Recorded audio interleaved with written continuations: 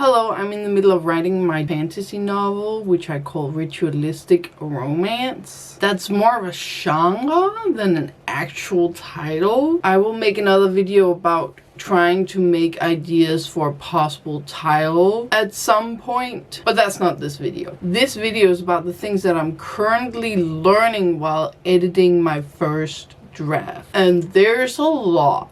I got feedback from my critique partner, and now I'm in the process of implementing said feedback into my draft. And that's a learning process. The first thing that I learned, is to expect changes upon changes. Now, what do I mean by that? I went in with a plan, like a somewhat solid plan, and no expectations other than I thought that I was going to enjoy it more than drafting, which I do. But I didn't expect how many things I would need to change more than once. I changed something, get a little bit further in the draft, and then realize, oh, the change that I made earlier is not working, so I need to change it to something else.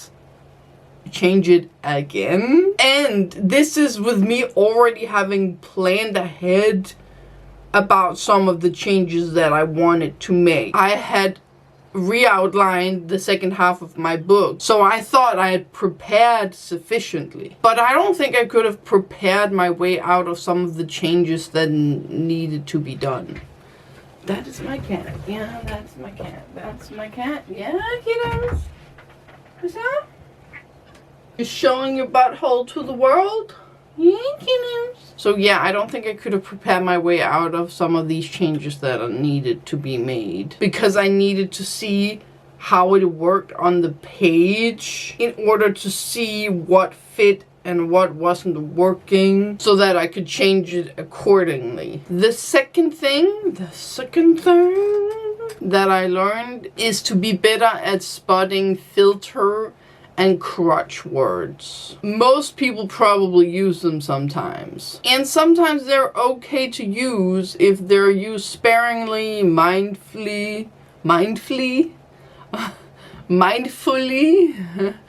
and intentional. Yeah? I should not have disturbed you. I have a mustache. A very, very thick mustache.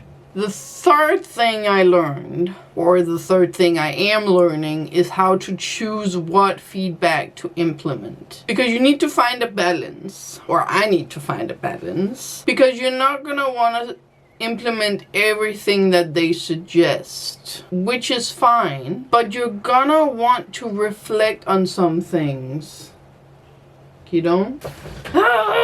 Because it's probably not a good idea to implement everything they said or suggested without any critical thinking, nor is it good to reject all feedback. Doing either of these things says more about you than what is best for your book. So sometimes you have to take a step back and do some reflection. The fourth and last thing that I've learned so far is that I learned what my weaknesses and what my strengths are in regards to writing, or at least writing the first draft. What are you good at implementing without revision, and what are some other things that you need to actively work on in subsequent drafts? For me, I've been told that I'm good at implementing interesting world building seamlessly, creating mystery, intrigue, and like twists, and interesting character dynamics-ish. And then what I need to work on a lot more is character arc, motivations, and conflict. Mostly internal, but also a little bit external. How those two reflect and like play with each other. Does that make sense? Play with each other. There's a word I want to use, but I can't. I can't think of it. Then my structure and pacing needs to be streamlined a lot more, which I think is pretty normal. Pacing is a fickle thing. And then the fact that I have things happen to my characters too much, in the sense that they're not active enough themselves and to push the story forward, which makes them lack agency. Now, I'm not done with writing my second draft yet. There will be a vlog up about how I'm trying to implement the feedback that I've gotten. So, about writing the second draft, which will probably be up in July, since I have a deadline with being done with the second draft by the end of June. So there's probably going to be more things that I'm going to learn editing my first draft than what I've talked about in this video. I will end on a question for you.